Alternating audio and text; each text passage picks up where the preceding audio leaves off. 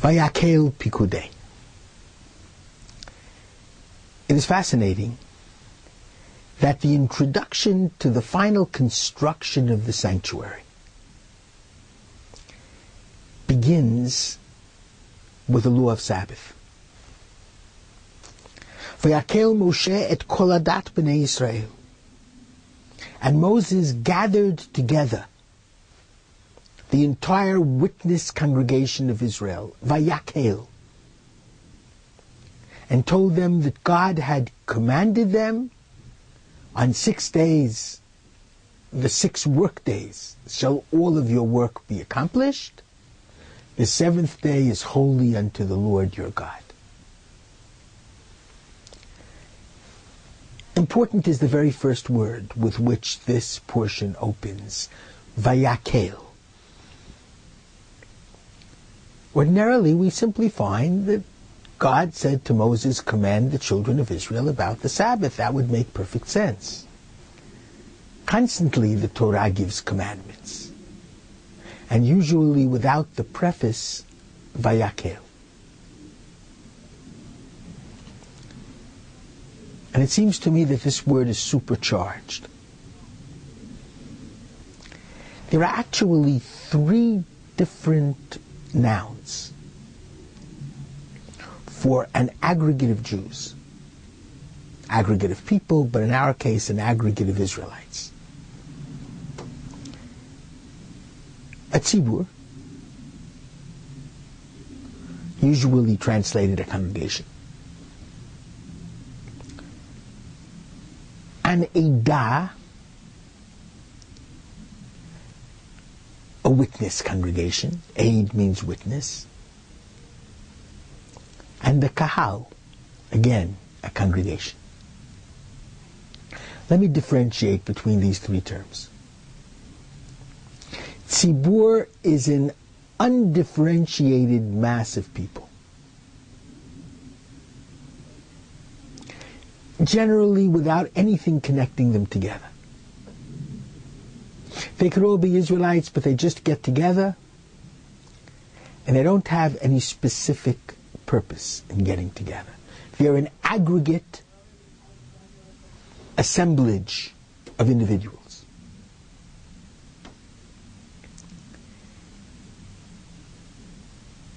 An edah is an assemblage of Israelites who get together to serve as God's witnesses, to give the narrative of Jewish Torah to the world.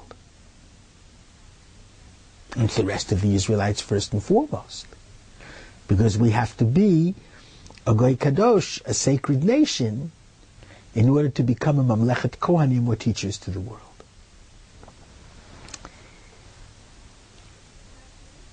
A kahal does have a purpose.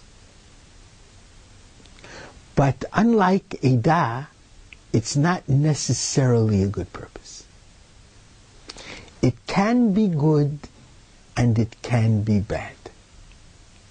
It depends how the leader directs the group.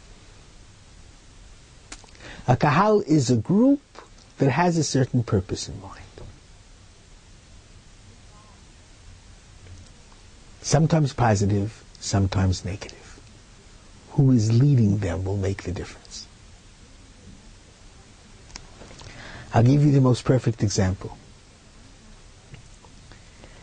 Vayak-el Perkudei comes after the terrible debacle of the golden calf. Idolatry, the worst sense of idolatry. Chapter 32 of the book of Genesis, of the book of Exodus. Vayar ha'am ki voshesh Moshe laredet min ha'ar. The nation saw that Moses was tarrying and coming down from the mountain. Vayikohel ha'am al Aharon. And they gathered together against Aaron. Moses is not here. We want a substitute. We want a golden calf.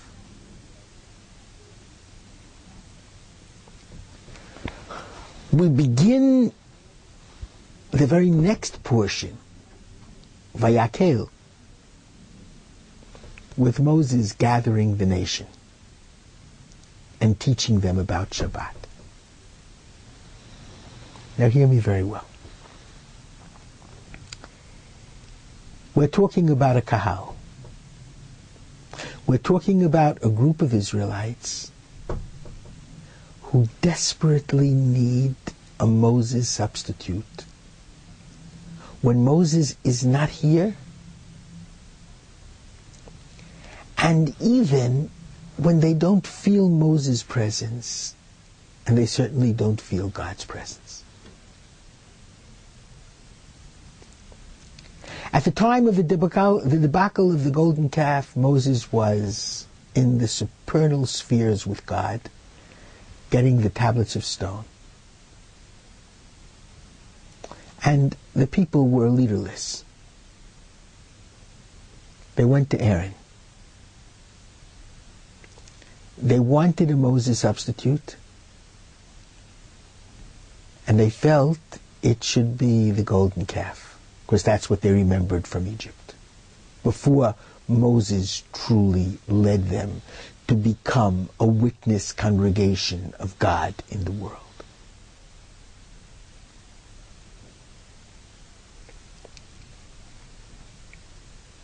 Now, Moses has returned.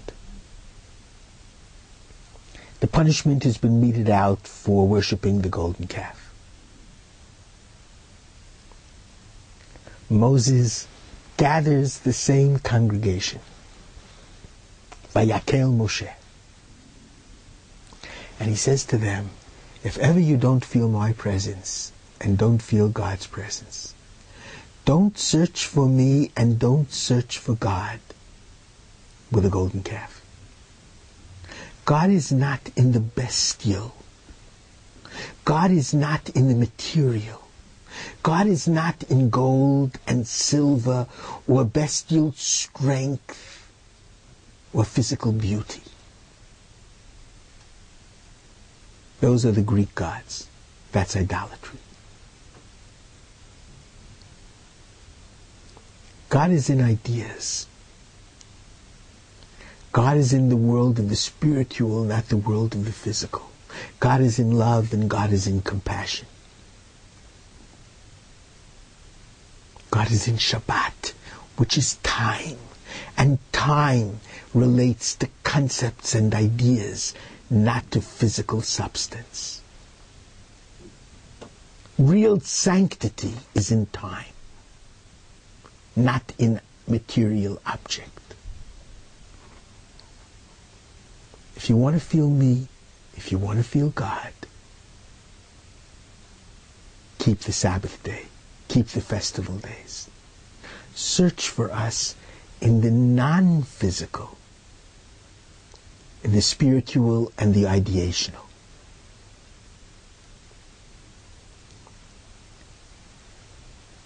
And what this really means is that whenever you have a kahal, and we call every congregation a kihila or a kahal in modern parlance, because almost any group of like-minded people can be inspired to do something great or can be driven to do something evil. In the main, it depends who the leaders are. Unfortunately, Aaron wasn't strong enough to overcome the bad leaders. Moshe, thank God, was strong enough. It doesn't mean Aaron was bad. It means merely that Aaron was weak. Aaron thought if all they wanted from the idol was a Moses substitute, it's okay. It'll bring them to God. But he was wrong. It brought them to crass idolatry. It brought them to orgiastic excesses in the name of the idol, in the name of the golden calf, in the name of bestiality. Moses understood, take that same kahal and bring it to Shabbat. And then you will have a Mamlechet Kohanim V'Goy Kadosh, a kingship of priests, teachers, and a sacred nation. May God grant us proper leadership. Shabbat Shalom.